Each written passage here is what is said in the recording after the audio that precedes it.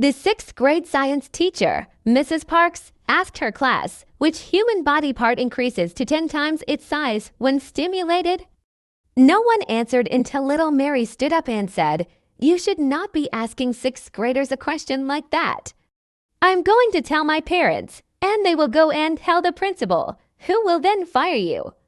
Mrs. Parks ignored her and asked the question again. Which body part increases to 10 times its size when stimulated? Little Mary's mouth fell open.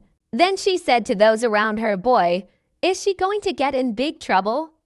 The teacher continued to ignore her and said to the class, "Anybody?" Finally, Billy stood up, looked around nervously, and said, "The body part that increases 10 times its size when stimulated is the pupil of the eye." Mrs. Parks said, "Very good, Billy," then turned to Mary and continued, "As for you, young lady, I have 3 things to say. 1. You have a dirty mind. This joke plays on expectations and double meanings, creating humor through misinterpretation. Mrs. Parks' question sounds suggestive at first, leading Mary to assume the worst.